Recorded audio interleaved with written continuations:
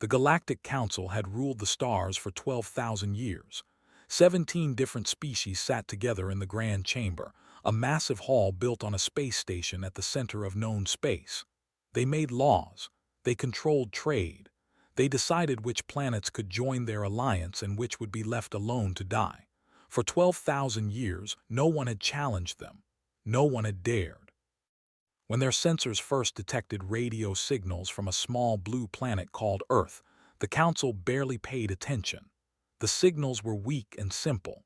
The species that made them had not even left their own world yet. The Council filed Earth away as another primitive civilization, one of thousands they had discovered over the. They would check on it again in a few centuries, once the humans had either destroyed themselves or advanced enough to be useful.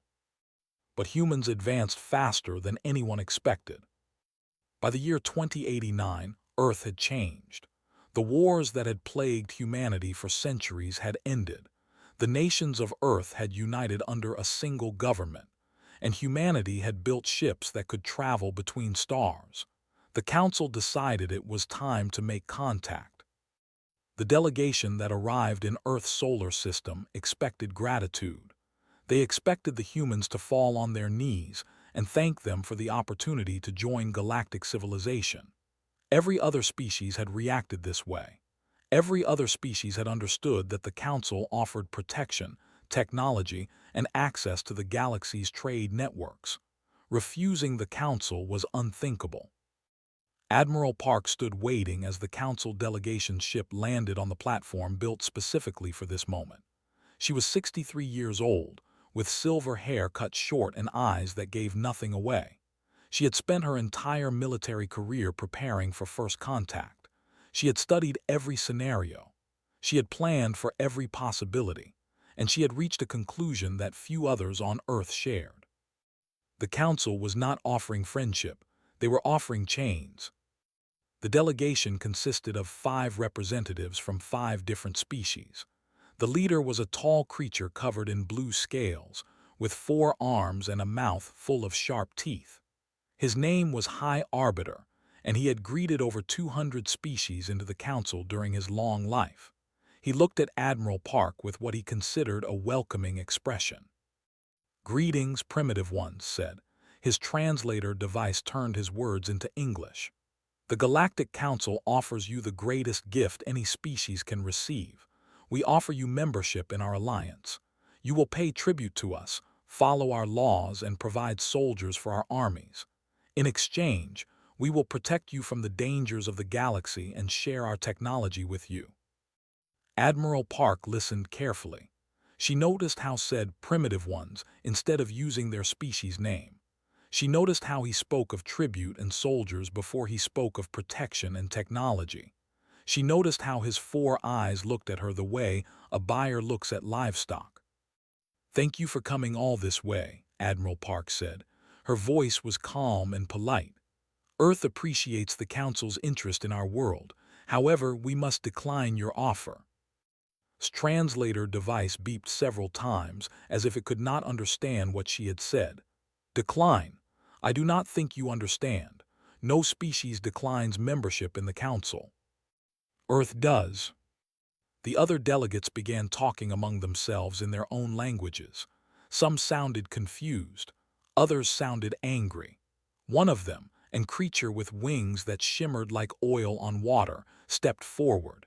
His name was Ambassador of the Hegemony, and he was known throughout the galaxy for his cruel temper. "You dare refuse us?" His voice was high and sharp. "Your species has existed for less than a heartbeat compared to ours. You have no fleet. You have no weapons that could threaten even our smallest warship. What makes you think you have the right to refuse?" Admiral Park met his gaze without flinching. "Earth will handle its own affairs. We wish the Council no harm. We simply wish to be left alone." The delegation left that day with recordings of the strange humans and their inexplicable pride. They reported back to the Grand Chamber that Earth had rejected membership. The Council members did not know how to respond. In 12,000 years, this had never happened before. High Arbiter suggested patience. "They are young and foolish. Give them time. When they see how dangerous the galaxy is, they will come begging for our protection. Ambassador wanted a different approach. We should burn their cities and take their planet by force. Let them serve us as slaves if they will not serve us as members. The council voted against invasion. It would cost too many resources for too little gain. Earth had nothing valuable. Their planet was small. Their technology was primitive. They were not worth the effort. Instead, the council decided to ignore Earth. They pulled their diplomats back. They closed their borders to human ships. They erased Earth from their trade networks and their star maps. If the humans wanted to be alone, the council would grant their wish. For the next 50 years, Earth went silent. No human ships appeared at council borders. No human messages came through any communication channel. The few surveillance drones that the council sent toward Earth's solar system simply disappeared. Long-range scans showed nothing unusual, just a small blue planet orbiting an unremarkable yellow star. The council stopped thinking about Earth. They had bigger concerns. The hegemony was expanding its territory, pushing into the space of weaker species. The Crystalline Accord, a group of silicon-based life forms, threatened to leave the council entirely. Old conflicts between old enemies were growing hot again. But Admiral Park had not forgotten the council. Now 70 years old, she stood in a command center buried deep beneath the mountains of the Korean peninsula. Holographic displays showed her things that would have terrified the council if they had known. Shipyards hidden in the asteroid belt, building warships of a design no species had ever seen. Research stations on the moons of Jupiter and Saturn, developing weapons that broke the laws of physics as the galaxy understood them. Training facilities spread across Earth, preparing millions of soldiers for a war that might never come, but had to be ready anyway. Director stood beside her. He was the head of Earth's External Observation Bureau, the agency responsible for watching the council. His agents had spent decades placing listening devices throughout council space, learning their languages, studying their weaknesses. They have declared us officially irrelevant, Director reported. Ambassador proposed a motion of mockery in the Grand Chamber yesterday. They voted to make Earth a joke. Admiral Park nodded slowly. Good, let them laugh. Let them forget we exist. Every year they ignore us is another year we have to prepare. Prepare for what exactly? Director asked.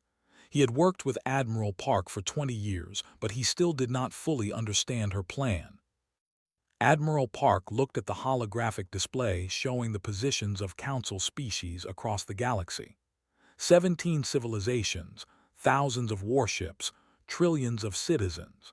And they all believed that strength came from numbers and territory and ancient traditions. The council rules through fear, she said quietly. They make species dependent on them, then use that dependency to control them. But fear only works when you are the strongest. One day, we will show them that they are not. And when will that day come? Admiral Park smiled, a rare expression that few people ever saw. When we are ready, and not a moment before. Far away, in the Grand Chamber of the Galactic Council, Ambassador was making jokes about the silent apes who thought they could stand alone. The other representatives laughed. High Arbiter shook his head at human foolishness. None of them noticed the listening device floating in the chamber's ventilation system, recording every word. Earth was silent. But Earth was watching. 50 years had passed since Earth refused the Council's invitation. In that time, Earth had become the greatest joke in the galaxy. Young soldiers in Council military academies learned about Earth as an example of what happens when a primitive species lets pride overcome common sense. Teachers would show images of the small blue planet and say, "This is what isolation looks like." These creatures thought they were special. Now they are nothing. Traders who traveled between star systems spoke of the dead zone around Sol, Earth's star, not because it was dangerous, not because there was anything there to fear, simply because there was nothing there worth seeing. No trade, no contact, no reason to visit. Comedians across 17 species made jokes about the silent apes. One popular joke went like this: "How many humans does it take to build a starship? Nobody knows because they are still trying to figure out fire." The audiences always laughed. Humans were primitive. Humans were foolish. Humans were nothing. Ambassador of the hegemony was particularly proud of his role in making Earth a mockery. At every council gathering, he found a way to mention the primitive species that had dared to refuse membership.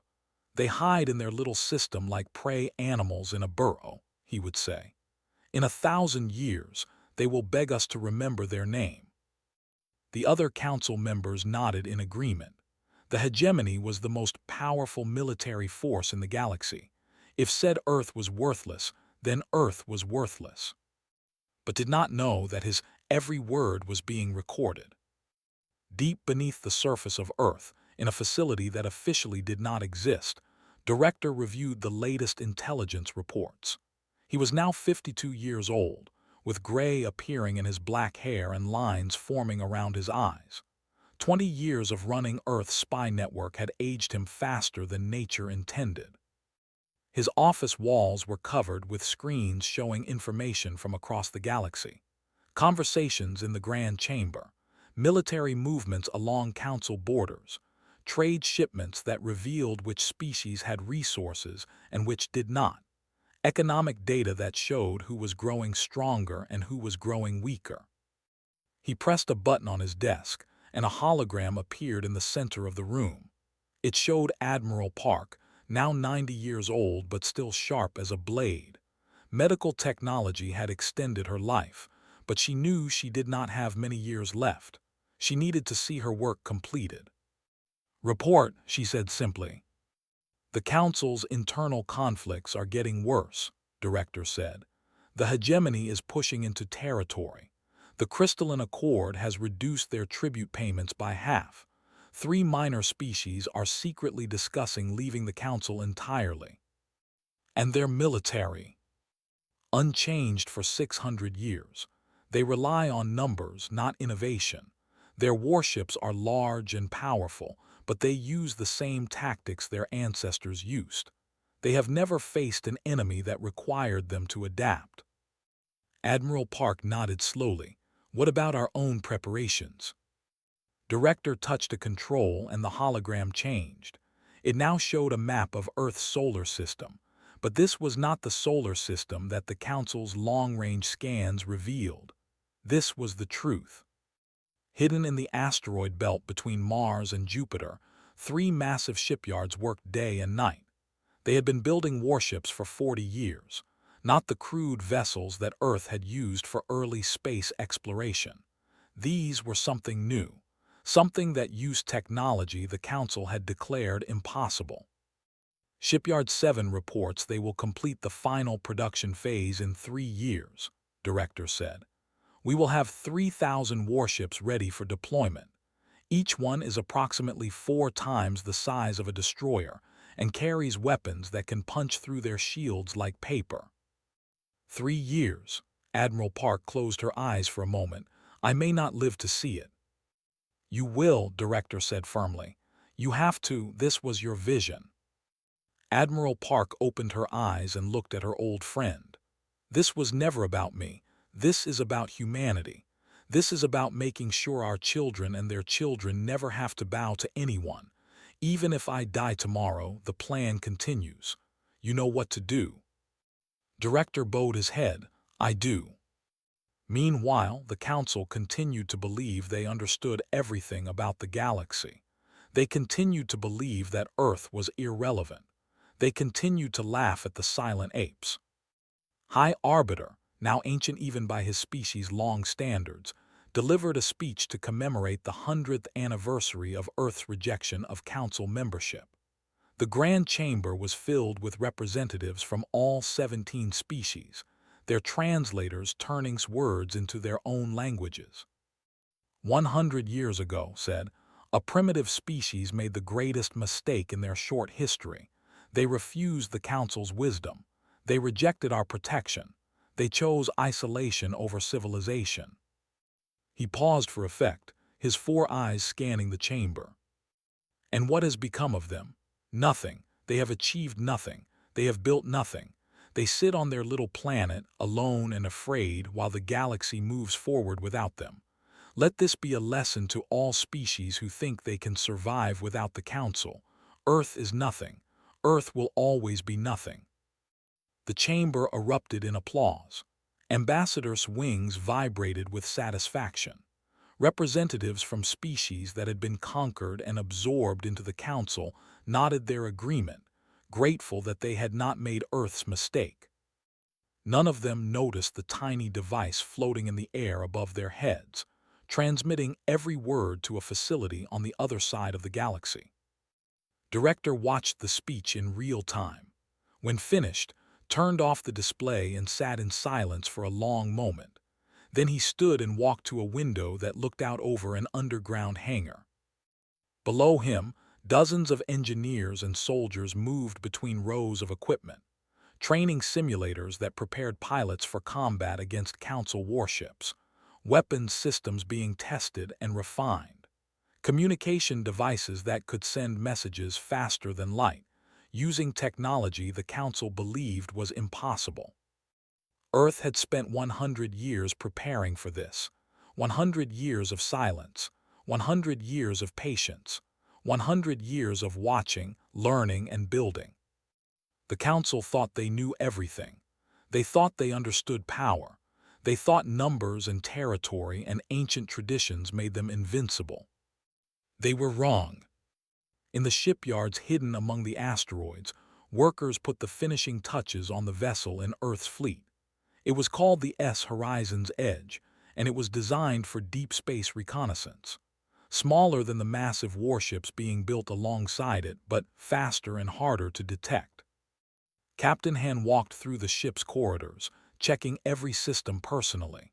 She was 38 years old, one of the youngest captains in Earth's hidden fleet. Her parents had both worked in the shipyards.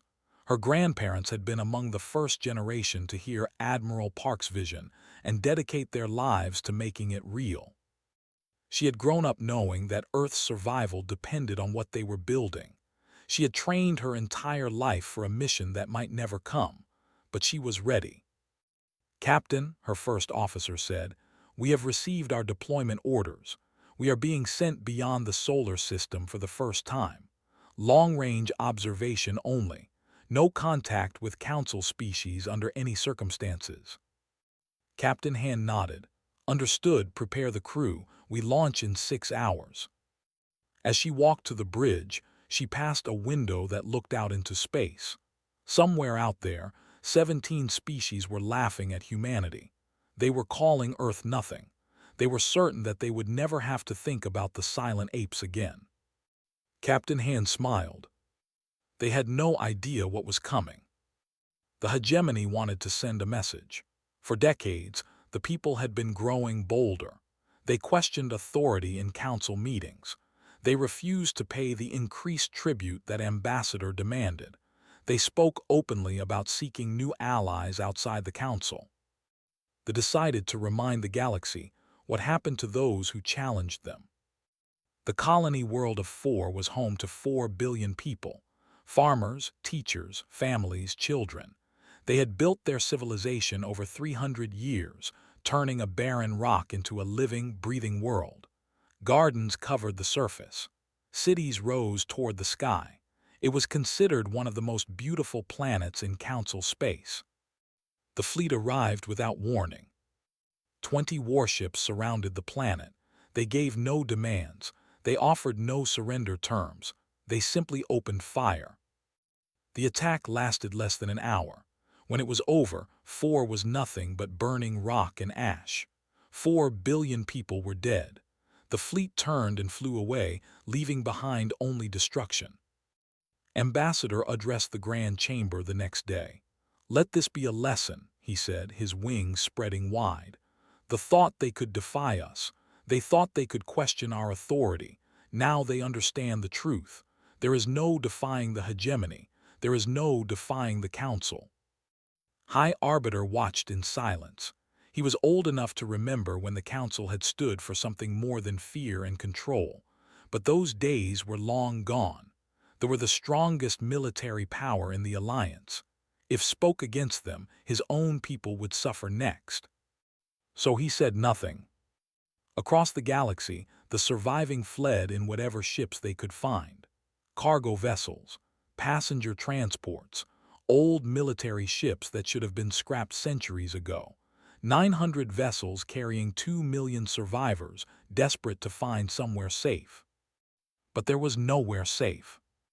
Every council species turned them away. They had made clear that anyone who helped them would face the same fate as four. Borders closed. Communications were ignored. Distress signals echoed unanswered across the void. The refugee convoy drifted through space, slowly dying. Life support systems began to fail. Food supplies ran out. Children cried from hunger while their parents tried to find solutions that did not exist. 3 weeks after the destruction of four, the convoy crossed into unexplored space. They did not know where they were going. They only knew that staying in Council territory meant death. They did not know that they were heading toward Earth.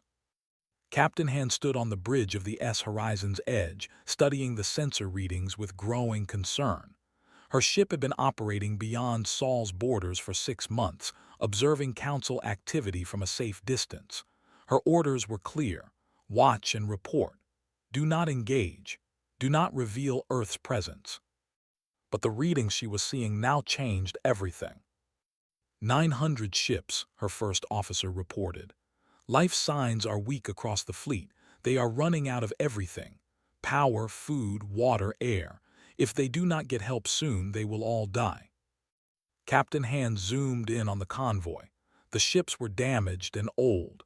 Many were leaking atmosphere. She could see the symbols on their hulls' markings. Are there any Council vessels nearby? Yes, Captain, 6 destroyers. They are pursuing the convoy. Current speed suggests they will catch up in approximately 4 hours. Hand closed her eyes.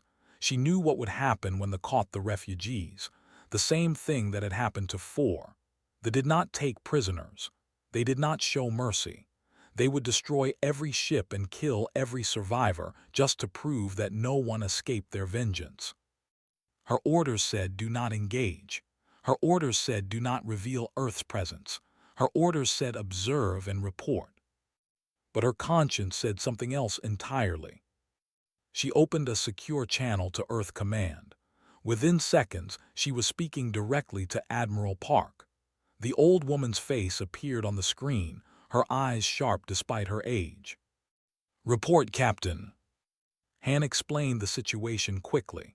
The refugees, the pursuit, the 4 hours until everyone in that convoy would be dead.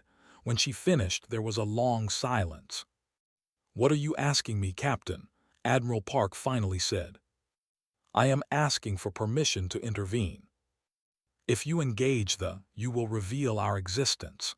Everything we have built for 100 years, everything we have hidden, it will all be exposed. I know, Captain Hand's voice was steady. But if we let those people die when we could save them, then what have we been building for? What is the point of being strong if we do not use that strength to protect the innocent?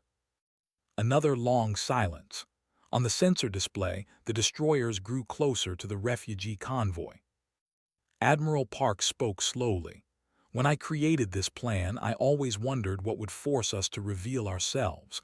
I imagined many scenarios: an attack on Earth, a Council invasion of a neighboring system, a political opportunity that was too good to miss. She paused. I never imagined it would be a choice like this. Admiral. Captain Han, you have my permission to assess the situation and use your judgment. Whatever you decide, I will support you. The channel closed. Captain Han sat in her command chair for a moment, thinking about what she was about to do. 1 ship against 6 destroyers. By normal standards, it was suicide. But Earth's ships did not operate by normal standards. All hands, she announced over the ship's communication system, prepare for combat operations. We are not letting those people die. The horizon's edge accelerated toward the fleet. The battle lasted 11 minutes. The destroyers had never faced an enemy like this. Their weapons could not lock onto the human ship. Their shields could not stop human weapons. Their tactics, unchanged for 600 years, had no answer for a vessel that moved faster than anything they had ever seen. One by one, the destroyers exploded. Fire and metal scattered across the void. The crews did not even have time to send a distress signal before their ships became debris. When the last destroyer was gone, Captain Han opened a channel to the refugee convoy. She did not know if they could understand her language. She did not know how they would react to an unknown ship appearing from nowhere, but she had to try. "This is the Earth vessel Horizon's Edge," she said. "Follow us, you are safe now." On the ships, terrified survivors looked at each other in confusion. They had never heard of Earth. They had never seen a ship like the one that had just saved them, but they were alive and their pursuers were dead. The convoy's leader, an old woman who had lost her entire family on 4, answered the call. Her voice shook with exhaustion and grief, and something that might have been hope. "We do not know who you are," she said, "but we will follow you. We have nowhere else to go." Captain Han plotted a course back toward Sol. As the convoy began to move, she sent a message to Earth Command with 3 simple words. "Contact is made." Far away in a command center beneath the Korean peninsula, Admiral Park received the message. She read it twice, then looked at Director. "It begins," she said quietly. Director nodded. "The Council will know about us soon. They will demand answers. They will want revenge." "Let them come." Admiral Park turned to face the holographic display showing Earth's hidden fleet, 3,000 warships, ready for war. "It is time for the galaxy to learn who we really are." She pressed a button on her console. Across the solar system, in shipyards and bases and training facilities, alarms began to sound. The century of silence was over. News of the fleet's destruction spread across the galaxy like fire through dry grass. 6 destroyers, some of the most powerful warships in Council space, had been reduced to debris by a single unknown vessel. The ship had appeared from nowhere, fought like nothing anyone had ever seen, and vanished before reinforcements could arrive. The only clue was a name: Earth. Ambassador stood in the grand chamber, his wings trembling with rage. "They attacked without provocation," he screamed. "They murdered warriors. This is an act of war against the hegemony, against the Council itself." Other representatives whispered among themselves. Earth, the primitive species that had refused Council membership a century ago, the silent apes who had become a joke across the galaxy, how could they have done this? High Arbiter raised his hands for silence. His 4 eyes were troubled. "We must not act rashly. We will send a diplomatic envoy to Earth. We will demand explanation for this attack and require payment for our losses. If they refuse to cooperate, then we will discuss military options." Ambassador wanted immediate war. He wanted to burn Earth the way his fleet had burned 4. But even he knew that the Council moved slowly. Tradition demanded diplomacy before destruction. "Very well," said, his voice cold. "Send your envoy, but when they fail, and they will fail, I want permission to lead the fleet myself." Nodded slowly. "If Earth refuses to cooperate, you will have your war." The diplomatic envoy consisted of 3 ships carrying representatives from 6 Council species. They were escorted by a small fleet of military vessels, enough to demonstrate Council power without appearing openly aggressive. The journey to Sol took 2 weeks. What they found when they arrived changed everything. The envoy's lead ship dropped out of faster-than-light travel at the edge of Earth's solar system. The captain, a veteran commander who had served the hegemony for 80 years, looked at his sensor display and felt his blood turn cold. "This is impossible," he whispered. Before him, arranged in perfect formation around the sun, was the largest fleet he had ever seen. 3,000 warships, each one larger than a battle cruiser, hung motionless in the void. Their hulls were black as the space between stars. Their weapon systems gave off energy readings that made no sense according to any known physics, and they moved together with a coordination that seemed almost supernatural, thousands of vessels acting as one. The Earth ships did not attack, they simply waited. Fleet Admiral stood on the bridge of the Unbroken Will, Earth's flagship. He was 40 years old, young for his rank, but he had trained his entire life for this moment. His grandmother had served alongside Admiral Park in the early days. His parents had died building the fleet, killed in an accident at one of the shipyards. He had grown up knowing that Earth's survival depended on what they had created in secret. Now it was time to show the galaxy.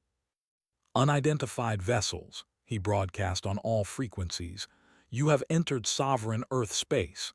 State your intentions or depart immediately. The Council envoy's response was panicked and confused. They had expected to find a primitive backwater, easy to threaten and control. They had found a fortress defended by a fleet that should not exist. "We are a diplomatic envoy from the Galactic Council," the captain managed to say. "We come to discuss the recent destruction of hegemony vessels." Admiral's voice was calm. "Earth acknowledges the destruction of 6 warships that were pursuing innocent refugees. Those ships intended to murder 2 million people. We stopped them. That is not an act of war. That is justice." The Council demands explanation. You have no right to interfere with hegemony operations. The Council has no authority over Earth. We made that clear a century ago. We make it clear again now. Admiral paused. You may leave in peace and carry this message to your masters, or you may stay and see what happens to those who threaten our world. The choice is yours. The diplomatic envoy chose to leave. They turned their ships around and fled back to Council space, their minds filled with images of the impossible fleet they had witnessed. When they reported to the Grand Chamber, there was chaos. 3,000 warships, one representative shouted. Where did they come from? How did we not know? Their technology is beyond anything we have seen, another said. Our scans could not identify their weapons or their propulsion systems. It is as if they invented physics we do not understand. Ambassador refused to be impressed. Numbers mean nothing. Technology means nothing. The Council has controlled this galaxy for 12,000 years. We have defeated every enemy we have ever faced. Earth is one planet, one species. They cannot stand against us. Then explain how one of their ships destroyed 6 of ours, someone called out. Swing snapped with anger. Give me 100 warships. I will reduce Earth to ash and bring their leaders back in chains. High Arbiter watched the chaos in silence. He was old enough to remember when the Council had been wise instead of arrogant. He was old enough to know that underestimating an enemy was the path to defeat. But he also knew that the Council could not show weakness. If they let Earth's defiance stand, other species would follow. The alliance would collapse. We will gather our forces, announced. Every species will contribute ships. We will assemble the largest fleet in Council history and march on Earth. If they surrender, we will be merciful. If they resist, we will destroy them. The vote passed unanimously. War was coming. On Earth, Admiral Park received reports of the Council's decision. She was now 113 years old, her body kept alive by technology that her doctors did not fully understand. She knew she did not have much time left, but she had lived long enough to see her plan reach its final stage. Doctor sat across from her in the underground command center. The brilliant scientist was 60 years old now, her hair white and her hands steady. She had spent her life developing technologies the galaxy believed were impossible. Faster-than-light travel without wormholes, weapons that could tear through any shield, and the Harmony Protocol, an artificial intelligence network that linked every Earth vessel, allowing them to fight as a single organism. The Council fleet will number approximately 50,000 ships, Doctor reported. They will take 3 months to assemble and another month to reach our system. Admiral Park nodded. In our preparations complete, the Silent Fleet is ready. The Harmony Protocol is fully operational. All defensive systems are online. She paused. But there is another option. Tell me. We do not have to wait for them to come to us. The Harmony Protocol allows our fleet to jump to any location in the galaxy simultaneously. We could appear at every council at the same time, not to attack, just to demonstrate that nowhere is beyond our reach. Admiral Park closed her eyes. For a century, she had planned for this moment. She had imagined countless scenarios, but she had never imagined choosing between defense and a show of overwhelming force. If we do this, she said slowly, we change everything. We become not just a species that defended itself, but a species that could destroy the Council whenever we choose. That is a different kind of power, a different kind of responsibility. Yes, Doctor agreed, but it may also be the only way to avoid a war that kills billions on both sides. Admiral Park opened her eyes and looked at Fleet Admiral on the communication screen, the young commander who would lead Earth's fleet into whatever came next. Admiral, she said, prepare the fleet for simultaneous jump. We are going to pay the Council a visit. Saluted, understood. Where exactly are we going? Admiral Park smiled. Everywhere. 2 weeks later, as the Council fleet gathered for its march toward Earth, something impossible happened. Earth's ships appeared at every council simultaneously. 3,000 warships, spread across 17 star systems, arriving without warning at the most protected locations in the galaxy. They did not fire. They did not attack. They simply appeared, massive and silent and terrifying, a demonstration of power that no council species could ignore. And then a message broadcast across every frequency in known space. Fleet Admiral's voice was calm and clear. Earth offers the galaxy a choice. Join us in building something better than the Council's tyranny or face the consequences of continued aggression. We have been silent for a century. We will not be silent again. In the Grand Chamber, High Arbiter stared at the tactical display showing Earth ships surrounding his. Ambassador's wings hung limp at his sides, all his rage replaced by cold fear. The galaxy had mocked Earth's silence. Now the galaxy would learn what that silence had really meant. The Galactic Council had ruled for 12,000 years because no one had ever been strong enough to challenge them. They had grown used to their power. They had forgotten what it felt like to be afraid. Now they remembered. Earth's warships hung in orbit around every council, silent, motionless, waiting. They did not attack. They did not make demands. They simply existed, a constant reminder that the balance of power in the galaxy had changed forever. In the Grand Chamber, the representatives of 17 species argued about what to do. Some wanted to surrender immediately. Others wanted to fight, even though they knew they would lose.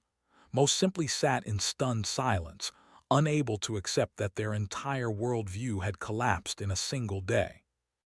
Ambassador was the loudest voice calling for war. We cannot bow to these primitives, he shouted. The hegemony will never surrender. But his words rang hollow. Everyone in the chamber knew that ships surrounded there too. Everyone knew that if Earth wanted to destroy them, there was nothing they could do to stop it. High Arbiter raised his hands for silence. He was the oldest being in the room, ancient even by the standards of his long-lived species. He had seen empires rise and fall. He had watched civilizations grow and crumble, and he knew when a war was already lost. We must face reality, he said quietly. Earth has shown us that they could destroy us whenever they choose. The fact that they have not done so tells us something important. They do not want war. They want change. Change? His voice was bitter. What kind of change? That is what we must discover. Sent a message to the Earth fleet requesting a meeting. The response came within minutes. Fleet Admiral agreed to speak with Council representatives on neutral ground, a space station in an uninhabited system, far from any. The meeting took place 3 days later. Admiral arrived with a small escort. He was accompanied by Doctor and Director, 3 humans facing the leadership of 17 species. By normal standards, they should have been intimidated, but normal standards no longer applied. High Arbiter spoke first. "You have demonstrated your power. What do you want?" Admiral's voice was calm. "The same thing we wanted a century ago. Freedom. Not just for Earth, but for everyone. The Council has ruled through fear for too long. Species join your alliance not because they want to, but because they are afraid of what will happen if they refuse. That is not civilization. That is tyranny. And what would you replace it with? Something better, a federation of equal members, no tribute, no forced military service, no destruction of worlds because they dared to question authority." Admiral looked directly at, "Earth does not want to rule the galaxy, we want to free it." Ambassador laughed bitterly. "Pretty words, but you have warships at our. How is that different from what we do?" "The difference," Doctor answered, "is that we have not used them. The destroyed 4 billion innocent people on 4 because they questioned your authority. We have had the power to destroy your worlds for weeks. We have not harmed a single civilian." Silence fell over the chamber. The Council representatives looked at each other, uncertain how to respond. Director stepped forward. He had spent decades studying the Council, learning their weaknesses, understanding their fears. Now he used that knowledge not to attack, but to offer hope. "We know that many of you did not choose to be part of this system," he said. "We know that some of you joined the Council because you had no other choice. We know that you have been waiting for something to change, even if you could not say it out loud." He looked at each representative in turn. "Earth offers you that change. Join us, and you will be free. Refuse, and we will leave you alone to continue as you have been. We will not force you to accept our vision, but we will also not allow the Council to threaten or destroy those who choose differently." The Crystalline Accord was the first to speak. Their representative, a being made of living crystal that glowed with inner light, had been silent throughout the meeting. Now they stepped forward. "For 300 years we have wanted to leave the Council. Fear kept us trapped. You have removed that fear." The crystal being bowed their head. "The Crystalline Accord accepts Earth's offer. We will join your federation." One by one, other species followed. The survivors, still living on a world that Earth had helped them find, announced their support. The smaller species that had been bullied and threatened for centuries saw their chance at freedom and took it. Even some members of the larger powers, tired of endless conflict and tribute demands, began to whisper about change. The Council was fracturing, and there was nothing or could do to stop it. Within 6 months, half the Council's members had left to join Earth's new Galactic Federation. The remaining species were forced to choose between continuing a war they could not win or accepting the new reality. The hegemony refused to surrender. Ambassador declared that his species would fight to the last warrior rather than accept primitive leadership. Fleet Admiral responded with a demonstration. Earth's fleet approached They did not attack. They did not destroy. Instead, they did something that terrified the far more than any weapon could. They made their sun go dark. For exactly 60 seconds, the star that gave life to the disappeared. Night fell across the entire planet. Billions of looked up at empty sky where their sun had always been and felt true fear for the first time in their lives. Then the sun returned exactly as it had been. No damage, no deaths, just a message. Earth could extinguish stars. Earth could end civilizations with a thought, and Earth had chosen to show mercy instead. Ambassador surrendered the next morning. 1 year later, the Galactic Federation held its first formal assembly on a space station built specifically for the occasion. Representatives from dozens of species gathered to establish the laws and traditions of their new alliance. Admiral Park was there. She was 114 years old now, her body frail but her mind still sharp. Medical technology had kept her alive long enough to see her vision become reality. She knew she would not live much longer, but she had lived long enough. She stood before the assembly, supported by Fleet Admiral on one side and Doctor on the other. Behind her, Director watched with quiet pride. "You mocked our silence," Admiral Park said, her voice carried across the chamber by amplifiers. "You called us primitive, cowardly, irrelevant. You were so certain that you understood power. You believed that numbers and territory and ancient traditions made you invincible." She paused, looking out at the faces of beings from across the galaxy. "You forgot the most important lesson of the universe. Never underestimate a species that chooses to be silent. We were not hiding because we were weak. We were preparing, building, learning everything about you while you learned nothing about us." Admiral Park smiled, the same rare expression that few had ever seen. Earth's silence was not defeat, it was patience, and now that patience has reshaped the galaxy. She stepped back from the podium. Fleet Admiral took her place and began presenting the Federation's new charter.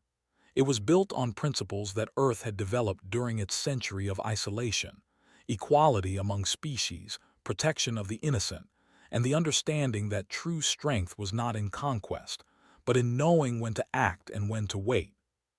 The Assembly voted to adopt the charter unanimously. As the celebration began, Admiral Park sat in a quiet corner, watching the representatives mingle and talk. Director sat beside her. "We did it," he said softly. "Everything you dreamed of, everything you worked for, it actually happened." Admiral Park nodded slowly. "Not just us. Everyone who built the ships, everyone who kept the secret, everyone who believed that Earth could be something more than another conquered world." She looked at him with eyes that held a century of memories. "I just showed them the path. They walked it themselves." "What happens now?" "Now," Admiral Park laughed quietly, "now we see if humanity can be as wise in peace as we were patient in preparation. That is the real test. Any species can build weapons. Few can build lasting peace." She closed her eyes, suddenly tired. "But that is a challenge for the next generation. I have done my part."